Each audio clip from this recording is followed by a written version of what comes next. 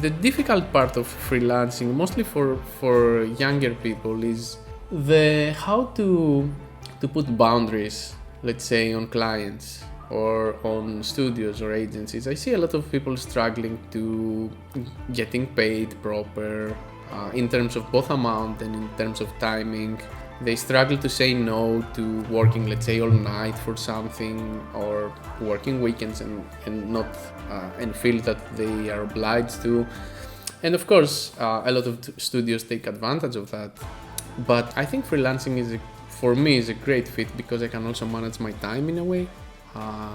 And the money are way better than working full time, obviously. AI on its own can't really help, So I think people need to have their focus on becoming a better version of themselves, because this takes many years, while catching up with AI and all those apps is a matter of weeks. Hey Thanos, nice to meet you. It's a pleasure to, first time I'm meeting you. So I've seen your work for many years on your Instagram page, really impressive. And yeah, you were on my list for a long time. So I'm super glad that we have the opportunity to do this interview for motion designer community today. So if you could please introduce yourself for people who don't know you. And yeah, that could be interesting to know a bit about yourself, your background, and how did you discover 3D? Discover 3D, yes. It's been a very long time since that happened. I'm Thanos, also known as Motion Punk. I'm a motion design director from Athens, Greece. Thanks, guys, for inviting me for this interview. Romain, we've been. Remember, you were on Sudoku project? Mm-hmm. Yeah, exactly. Yeah. Yeah, we've been somehow collaborated in that way already. So a little background on me. I started 3D about roughly 20 years ago. I'm 43, by the way, although I look younger. Oh yeah, so young. Looks like 22. Yeah, yeah, of course. Yeah, of course. And it was by accident, because it was a period in my life that I didn't know what to do, and I had a friend that owned a production company. His father owned a production company, and he told me, you like drawing, maybe you would like drawing storyboards. And I was like, what are storyboards? And he said, he started explaining the whole concept. So long story short, I went to a school. I did graphic design for a year, a school here in Greece. I wasn't very happy with graphic design. I didn't understand it at all back then. So the second year, they told me there's this thing on computers called 3D and stuff. So I decided to take up on this course, and I got hooked pretty immediately, to be honest. Although things were very crude back then. Imagine now an era where, now for instance, we have Octane Redshift and everything is real time, Unreal Engine, yes. Imagine that there were not even real reflections back then when you were trying to render. So you had to fake things, use images and map them on a texture, on an object to look like a metal. So yes, I started in that era of my life doing 3D. Nothing to do with motion design. The only thing that existed back then was modeling and character animation. Everything else was out of the question. So if you didn't know how to model or do character animation, specifically character animation, you were kind of useless. So yes, I didn't know what I liked, but I was hooked to the whole idea of doing graphics inside the computer. And after studying 2 years or 3, I don't even remember, then I stopped completely because I couldn't find any job here, for that matter. The industry here is very weak, even today. What you mean here? Because yeah, you are in Greece, right? Like for viewer which. Yes. In Greece, there is no actual motion design industry or VFX industry that is strong, even nowadays. So I stopped. I took a break for about 10 years, and I didn't do any 3D at all. I was doing random things in my life, living the life as a young person. And around 32, I started working in an advertising agency where I had to do a lot of After Effects, commercial spots for TV and stuff. And I started becoming very familiar with After Effects a lot, like 2D typography, learning animation, easy stuff, typical things influenced by Video Copilot these days also. Everyone's story around my age, I guess, with Andrew Kramer influencing what you do. So, and after that, I started working again on 3ds Max. This was the program that I knew at the time, and started learning very, very intensively. I wanted to do photorealism, and I started doing ArcViz and things, and one thing led to another. And at 2015, I was already a freelancer here doing some small jobs and stuff, and I joined my friend Tony Zagoreos at the time, and we formed a studio called Yell, which it was my first real experience, let's say, with the industry. It was actual Greek commercials, very fast-paced, very intensive, technically, etc. So I got quite a lot of experience for about 3 years there. Then we switched to Yeti Pictures. We co-founded Yeti Pictures together, which it lasted for another 2 years on my end before I go back to being a freelance under the alias of Motion Punk for the next 3 years till today, and I think it's my last stop, let's say. I don't intend on changing careers or...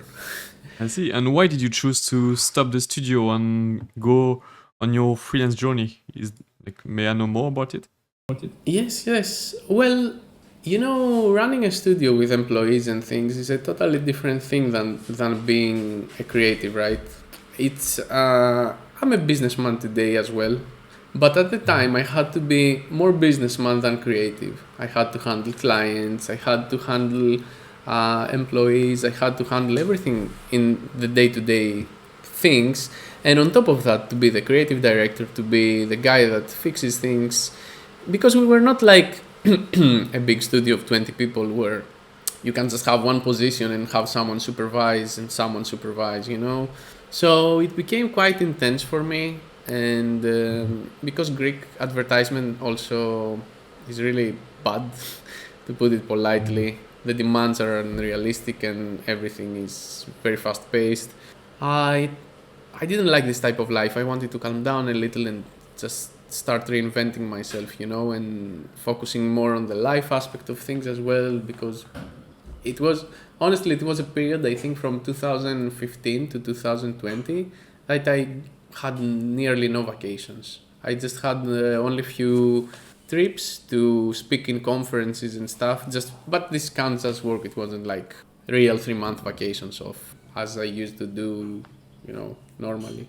So yeah, I prefer to be a freelance again, and also financially this kind of makes sense because I'm putting now, in comparison with the money that I earn as a freelance, the amount of work, there's always this ratio, right? You buy a new computer, but how much this new computer makes Cinema 4D faster? If it doesn't, and you pay 10K for a computer and Cinema 4D is 5% faster, maybe you don't need this computer, you know what I mean?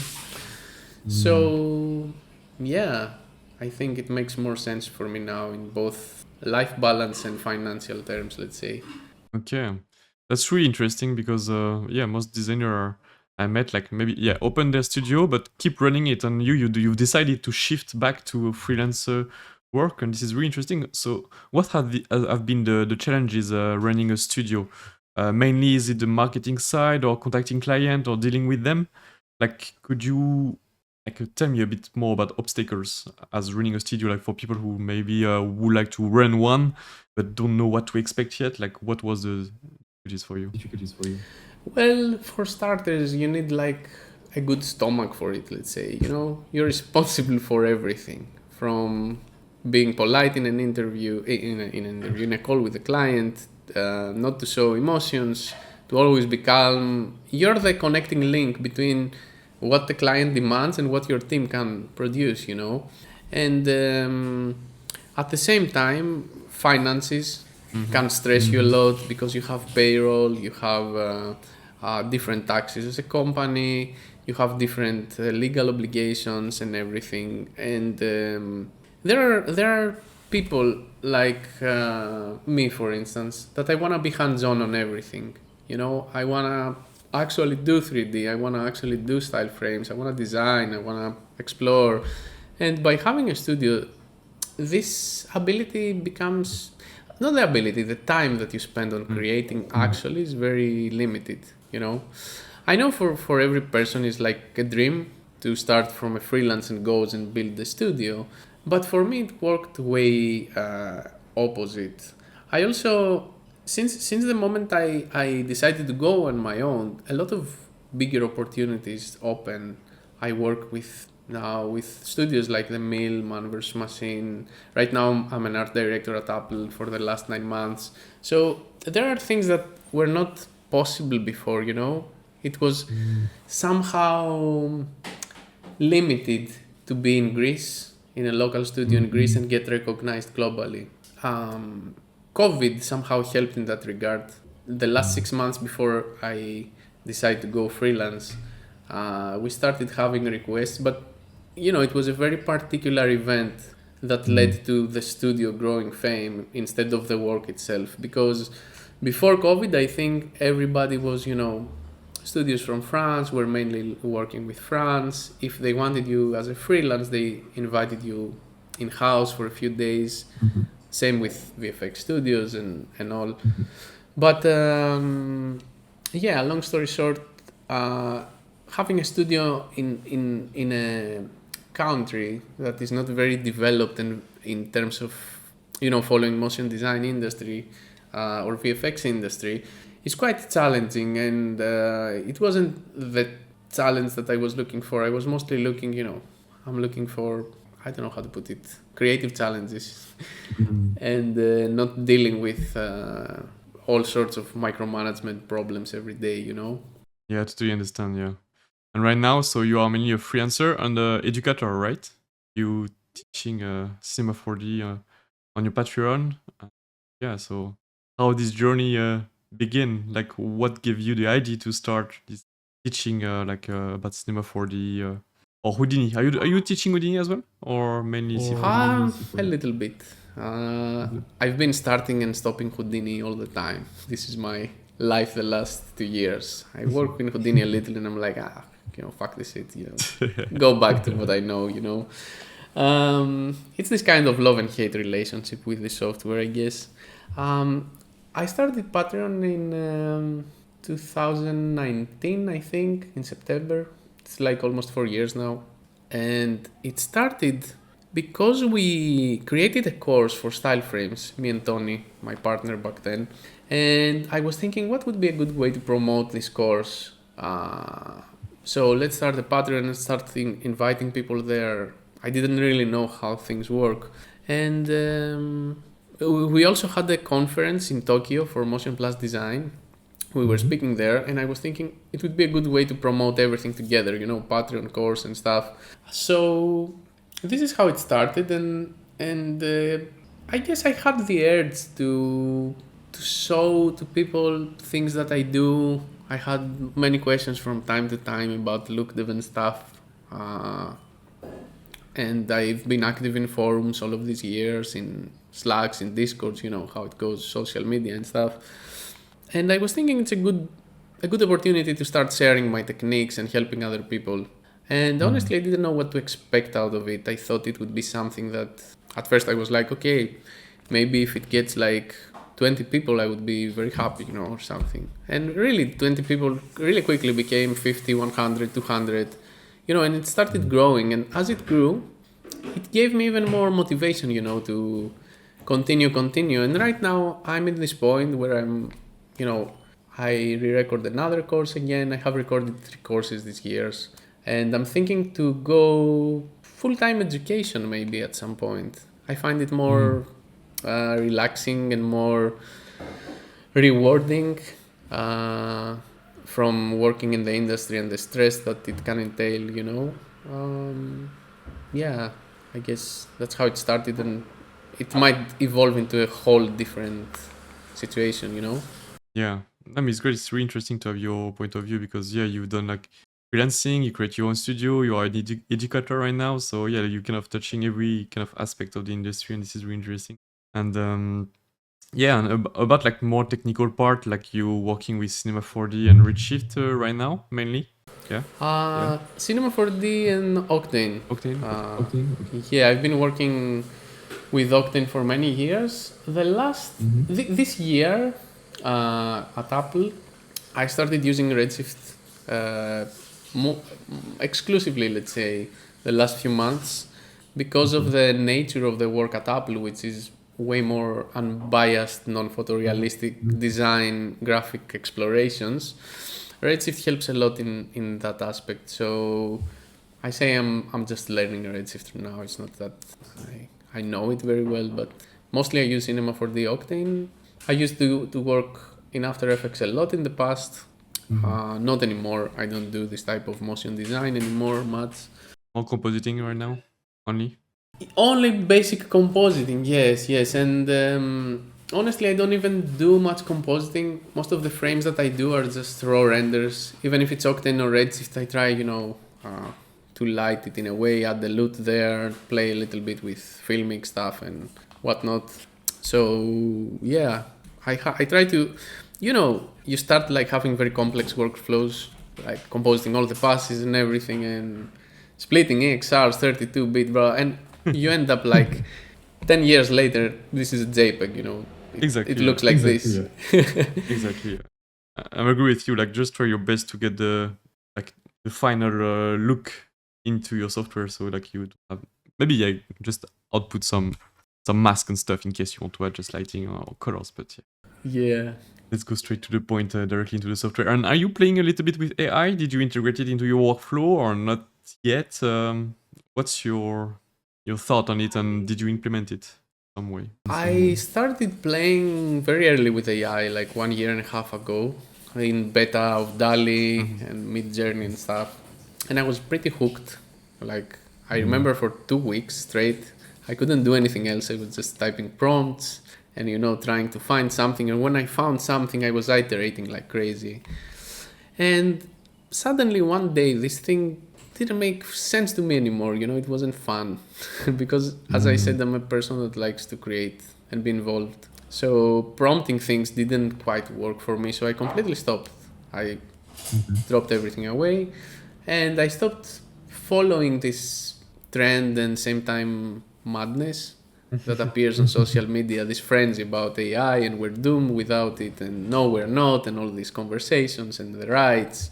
So I have excluded it completely out of my day-to-day basis in order to be focused to do actual work. But my thoughts on it are like probably, I think, for the future, It's a new reality that we somehow need to adapt and embed it in our workflows because I don't know if you noticed, some people like, for instance, Patrick Clare uses AI and produces small title sequences, experimental ones, in a very short time with an app called The Runaway, I think. Yeah. And it's quite scary, to be honest, because they are looking really good, Again, I don't know how it will play out with all the copyrights and everything in the future, but definitely every new tool is a tool that we have to adapt eventually and use it and find a way to use it properly and ethically also in terms of AI. And I think it's essential for new people going forward. But same time, I think that if you don't have a solid fundamentals, like if you're not good at animation or as a designer or as a director or anything, AI on its own can't really help, So I think people need to have their focus on becoming a better version of themselves, because this takes many years, while catching up with AI and all those apps is a matter of weeks. The learning curve is way different. I mean, you're working in Houdini, right? You've been working many years and you probably know 5% of it or something still. I don't know, maybe 100%, but I just assume that everyone doesn't know what... Yes, exactly. But imagine now you have to work at Midjourney all of a sudden and you have this request.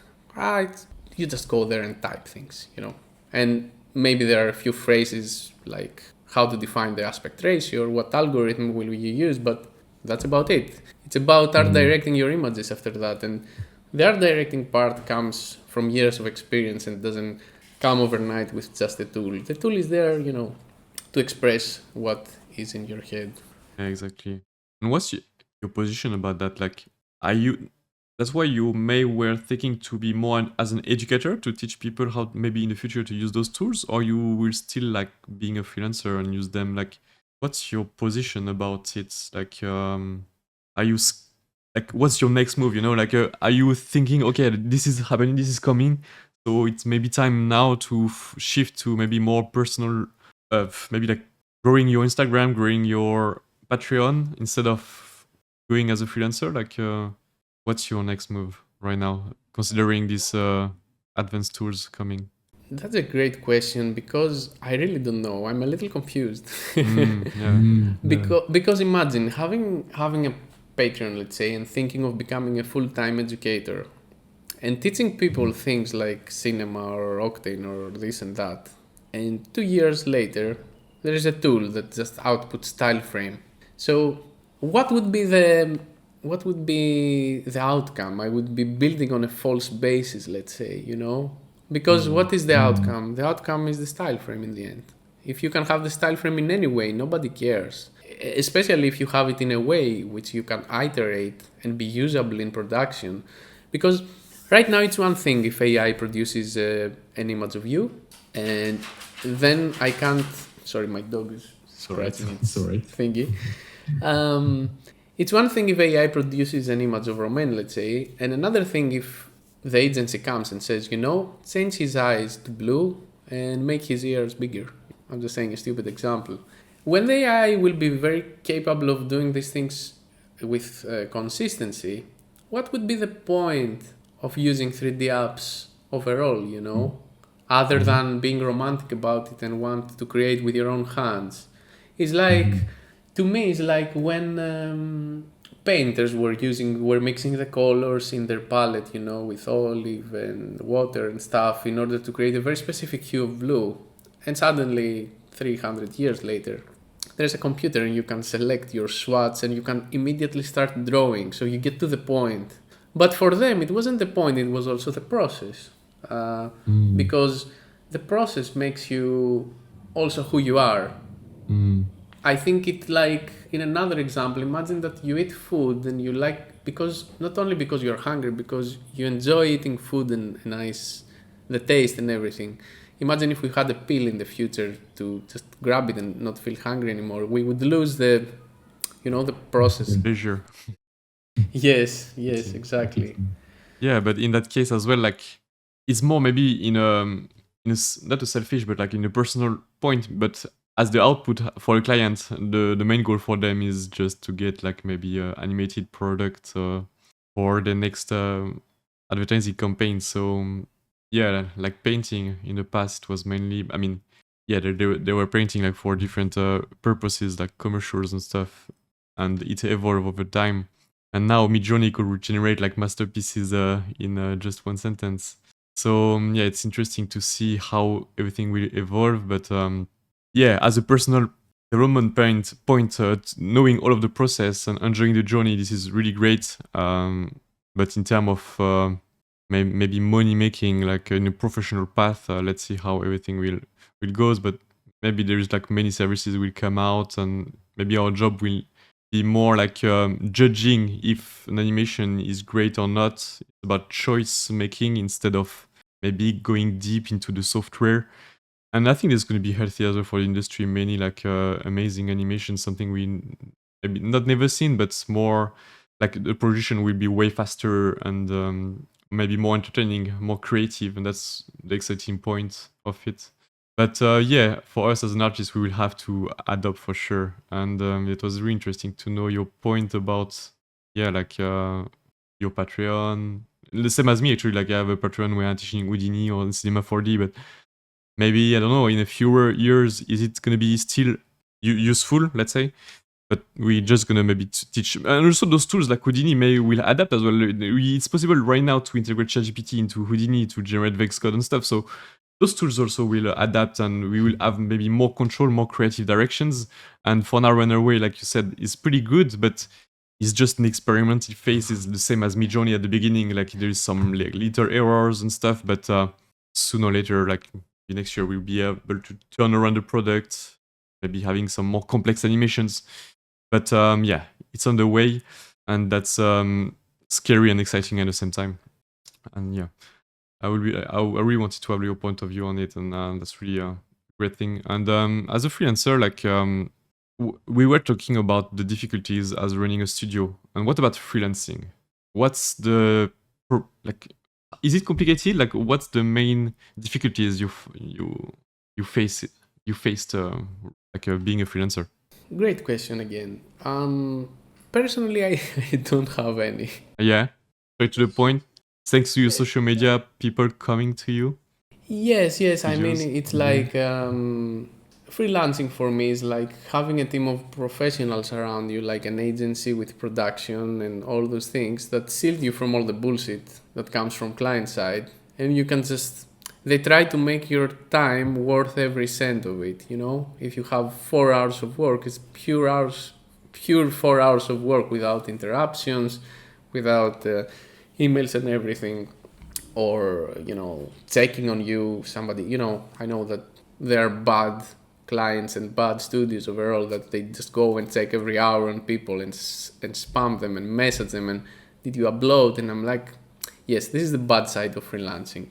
But in the good side of freelancing that I am happy and lucky to be at, everything is way smooth, it's very demanding, of course, when you work with big clients and big studios, but at the same time, everything is laid out in such a nice way. So it's mostly enjoyable. I guess the difficult part of freelancing, mostly for younger people, is the how to put boundaries, let's say, on clients or on studios or agencies. I see a lot of people struggling to getting paid proper in terms of both amount and in terms of timing. They struggle to say no to working, let's say, all night for something, or working weekends and not and feel that they are obliged to. And of course, a lot of studios take advantage of that. But I think freelancing for me is a great fit because I can also manage my time in a way. And the money are way better than working full time, obviously. So maybe you can work for 1 month and then take 2 weeks off or 1 month off, and it's basically a better way of living. Or sometimes I'm working, practically all of my clients are in the US, so because we have the time difference, it also works great for me, because sometimes inspiration does not come through the 8 hours that you have to work, the specific time range, right? Maybe this day I fought with my girlfriend or something and I'm not in a mood in the morning, but maybe the mood comes up in the evening. And having this flexibility with the shifting hours for me is great, because I can just start working at any point or at nights if I want to when I feel great.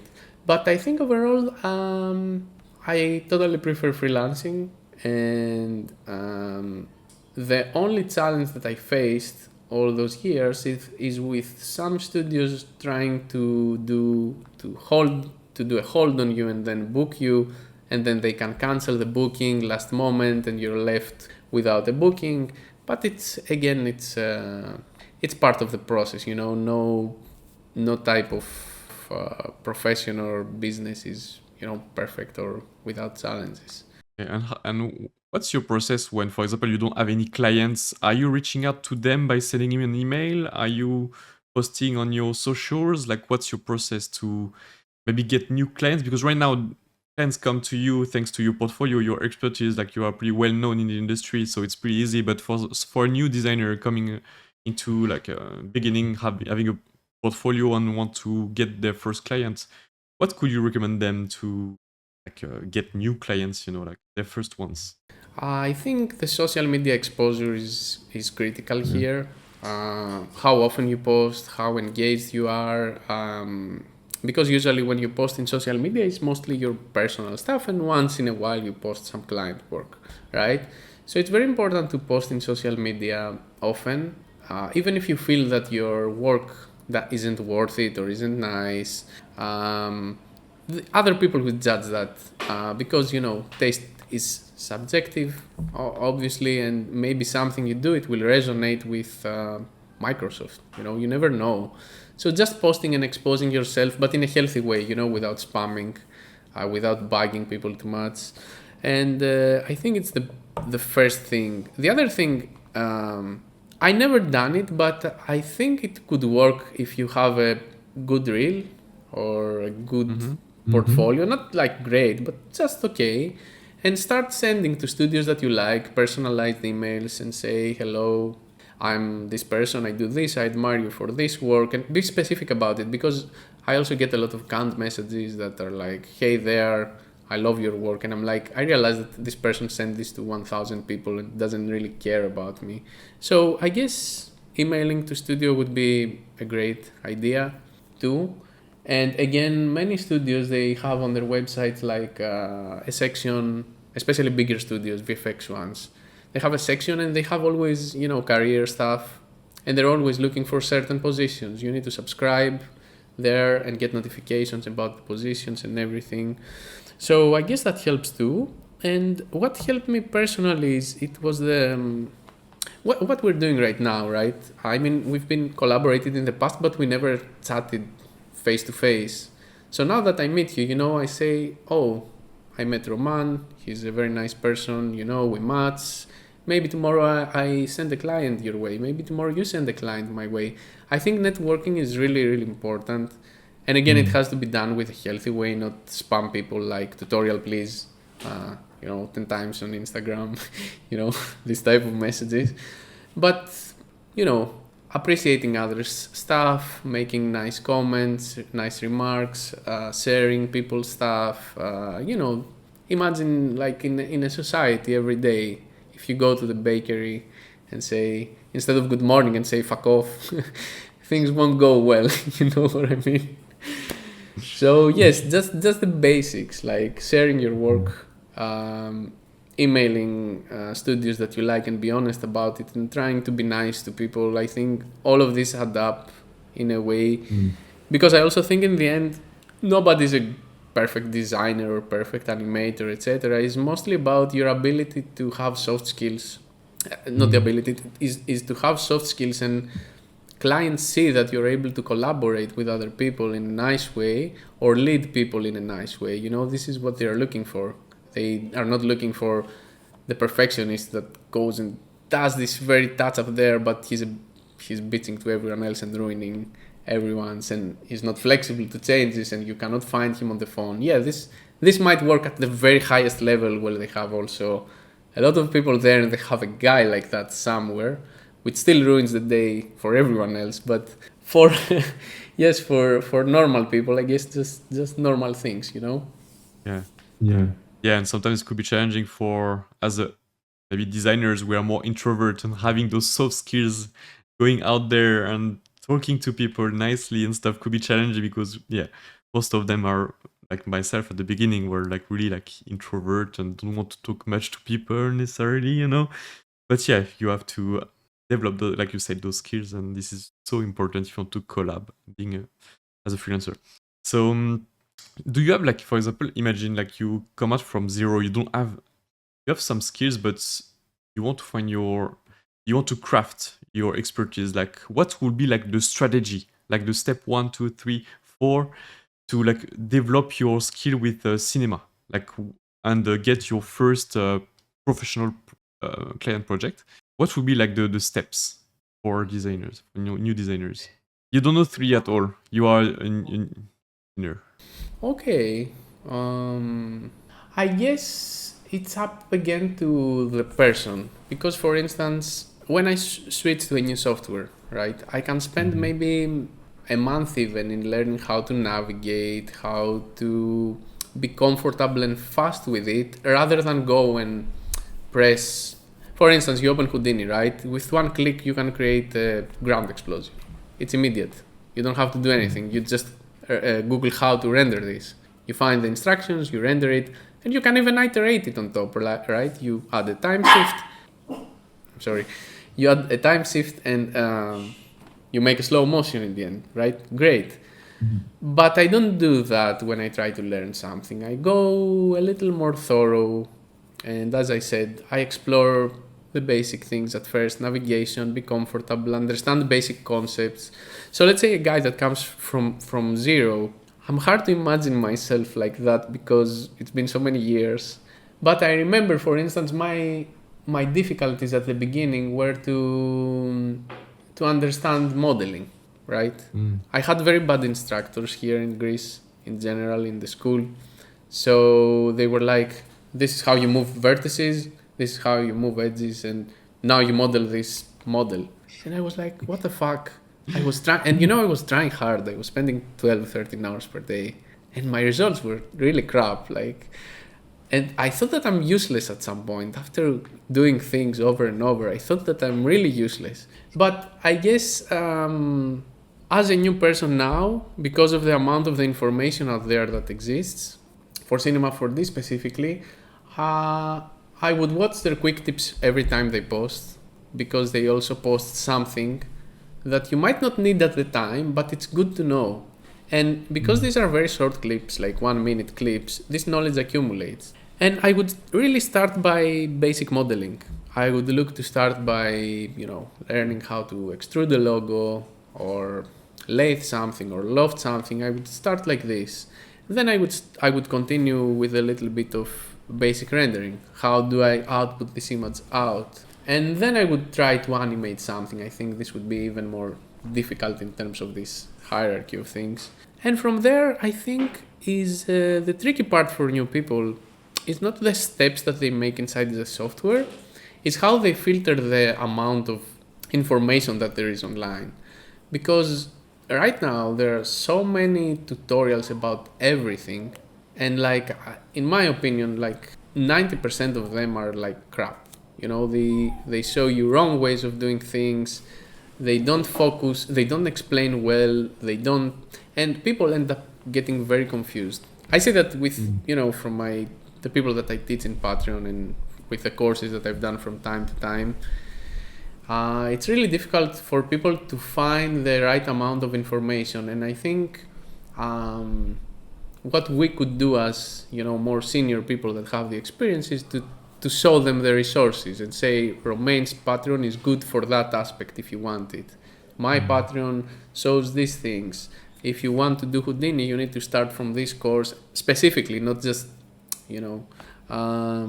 but I guess, yes, the order would be like interface, getting familiar with the software, modeling, rendering, animation. And from there, I think once you have a generic idea of how these things work roughly, then you somehow naturally are drawn into one of them. For me, it was rendering. For me, it was like making things look realistic. This is how it became. For others, might be character animation, so you kind of forget the other parts and you start focusing on one topic and you start researching around one topic, etc. And since I say that, do you think that these days, is it preferable to be a generalist or to have an expertise on something? Yeah, that's a really good question.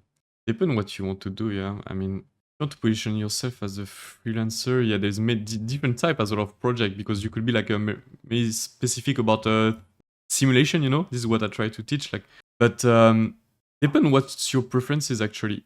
In 3D, like you said, there's rigging, you can be more specialized in look development, art direction, simulations, or just motion graphics, classic ones.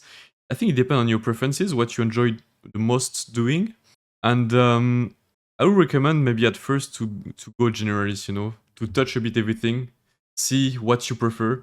And once you kind of seen the area of the 3D, this 3D industry you enjoy the most, maybe go specialist. I think that could be what I would recommend. Yeah. And what about you? What's your viewpoint on it? I think generalist can make you a little lost in the beginning because when you start from zero, the amount of information is simply overwhelming to understand even what normals is or why you need them or what are bounces in the light. And suddenly it's a massive wave that crashes on you in the beginning. So I'm a little bit against of being a generalist for too long.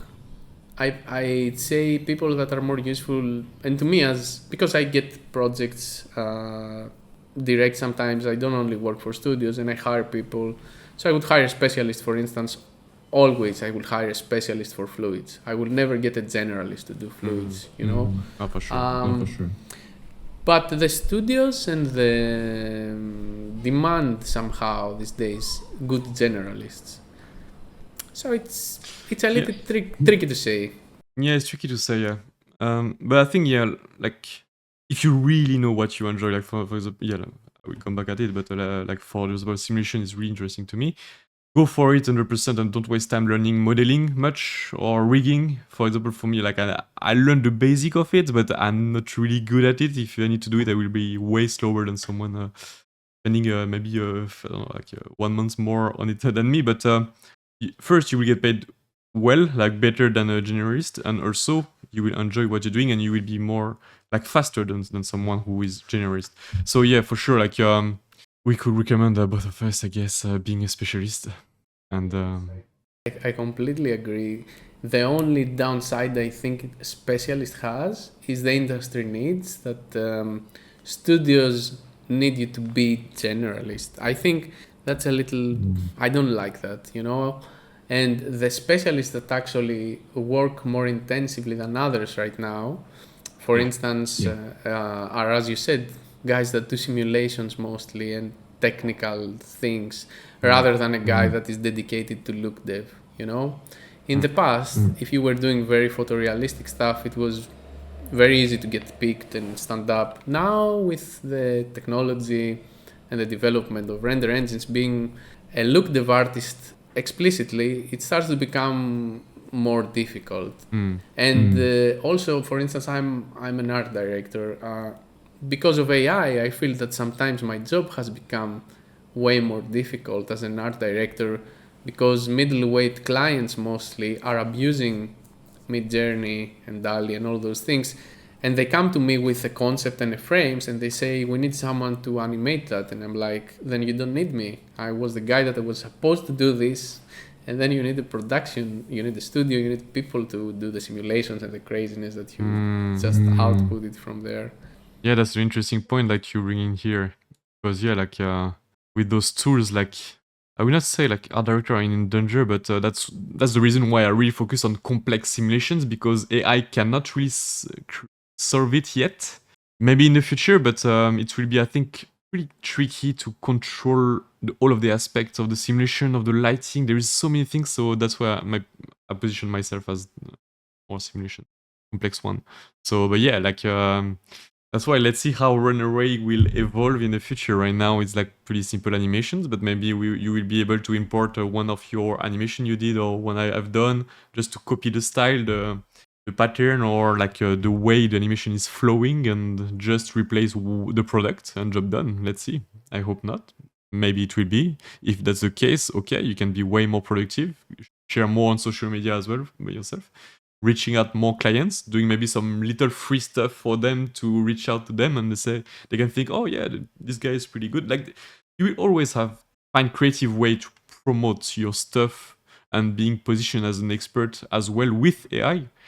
So yeah, maybe like smaller businesses will use it, but bigger one will like an expert advice on their professional project. So yeah, I mean, professional or bigger project, so like it's gonna be like really interesting, and we should use it, of course. And like you said, the learning curve is way lower than learning C4D or the basic or the fundamentals of design. So let's focus on that and use these little tools like Midjourney Runaway later on. But that's not gonna be that complicated to learn. And honestly, the form of AI for me to be useful for me wouldn't be like create a frame. you know, Mm. because AI just, you know, works with its database. It's not actually AI. It takes something from here, something from here, something from here, creates something new. But imagine an AI, because you know that now that it gets embedded inside Houdini with MLOps, how they're called it. I've seen some tutorials on Entacma about it, that you can generate some things there. Imagine you have a simulation, let's say, right? You're a technical guy, you create a very big splash wave, etc., and it's flickering. And you have an AI assistant and say, keep the simulation at this, but fine-tune it in a way that it doesn't flicker. How productive this would be, you know, solving those technical things that annoy us day to day. Honestly, I used ChatGPT one day recently because I wanted a simple utility, right? I don't write code or anything, but I wanted a simple utility that I grab all of my images that I exported this day and export them as a JPEG without even opening Photoshop, for instance. I spent so much time in. I thought that I could use the code immediately. No.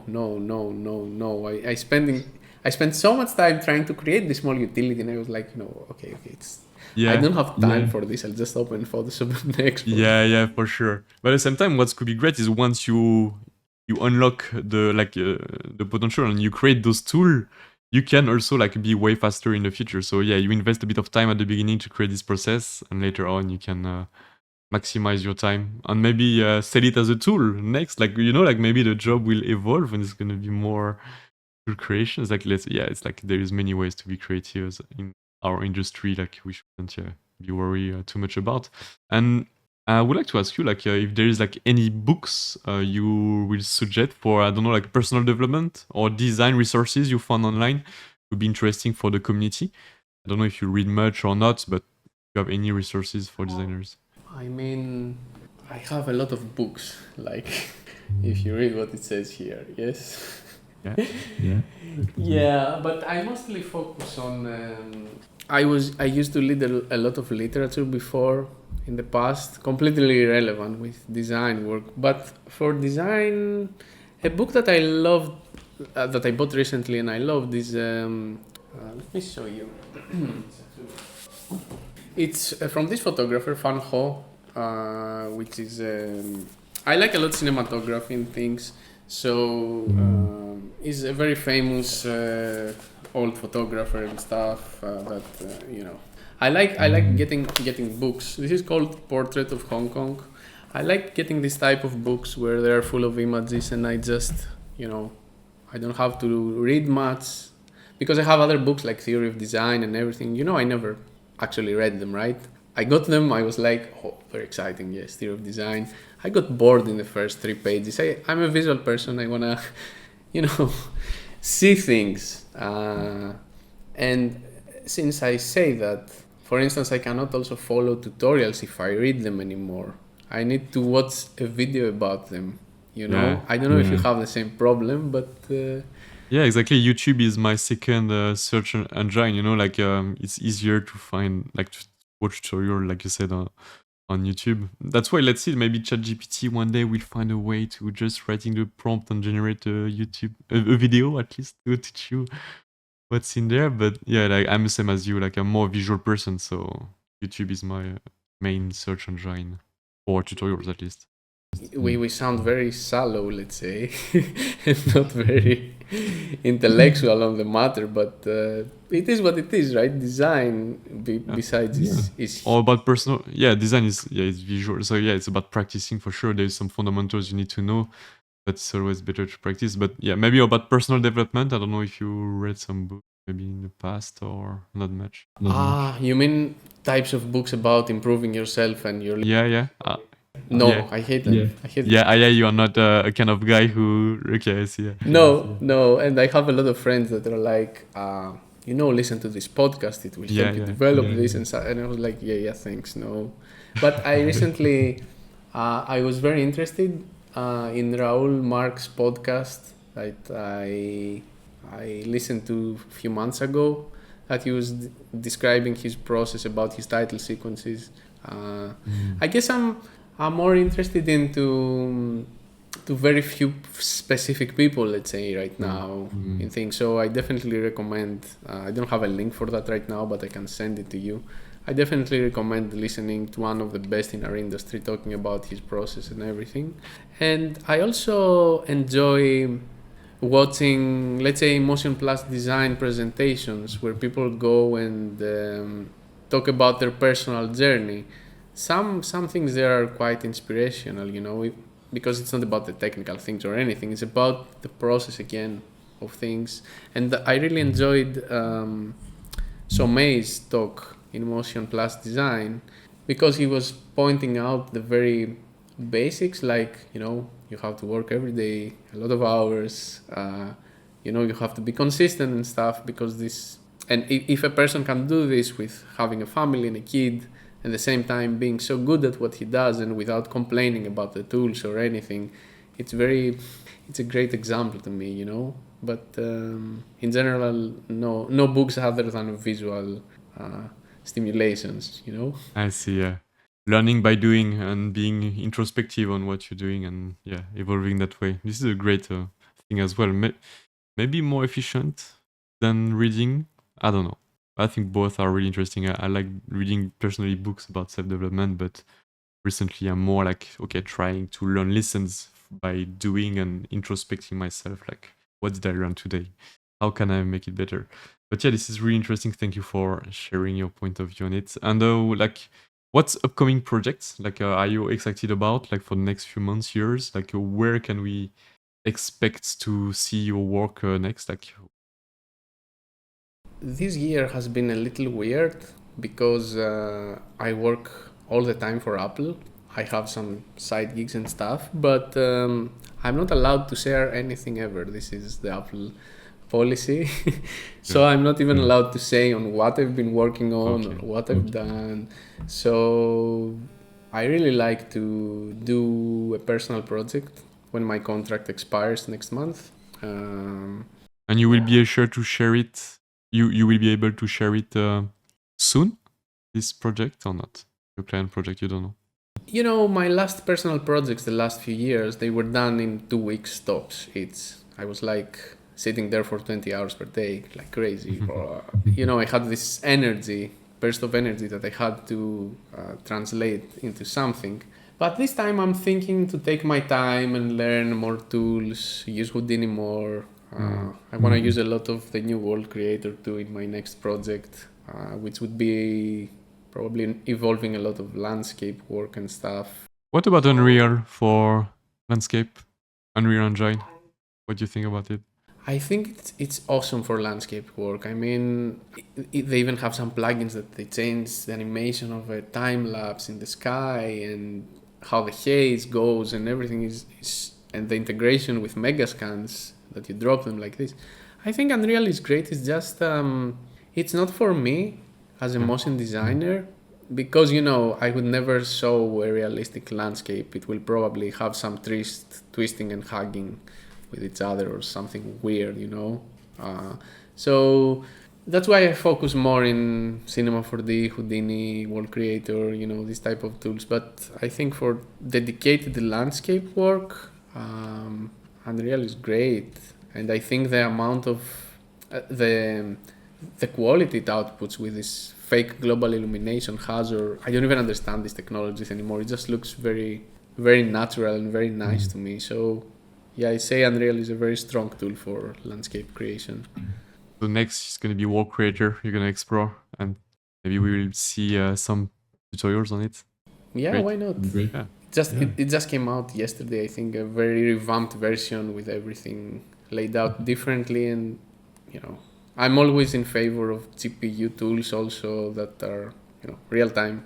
So, you know, I think World Creator is based on Unreal in a way. Its algorithm behind. That's why it is so fast and so interactive with everything. But yes, upcoming, my goal always is to once a year, let's say, to output a personal project besides client work. And I worked recently I worked this year in a Mini Cooper ad, which I'm not sure when I'll be able to share. And I did recently a project for Tiger Woods for this NFL something. Not very familiar with the whole concept. So yes, at some point I'll be sharing this stuff as well. But you know how it goes. You do something today, and you Next year you can share it. yes. Yeah, exactly. Yeah, it's always like that. But so excited. Yeah, we are looking forward to see those projects sooner or later. But it was like really nice talking to you today. Thank you so much for your time. It was really interesting, and I'm sure designers who listen to this podcast will enjoy it as well. I hope you guys did, and if that's the case, please leave a comment. And thank you for your time, Thanos, and have a great day. And let's see your work on social, where we can find out your Patreon, your work, your portfolio. What are the links? I have a website, but I use myself to promote myself. I use mostly Instagram and Twitter. I will send you the links for everything. And there is my Patreon page for Patreon. And I have this new motion punk / courses where I have, this is the thing that I didn't talk about much, honestly, and maybe I should. This is where I have my first Octane course for now. I started the thing kind of as my school because, as I said in the beginning, I'm thinking of going full-time education. So I started with a basic Octane course. It will lead to more lighting look dev courses from me. And I invited a few friends also to do various stuff from Houdini, etc. So I'm kind of building a platform. I will provide a link for that as well. That again, educational content for beginners mostly to more advanced users. So yeah, thank you for having me. It's been great talking to you, and hope to do it again soon. Thank you, man.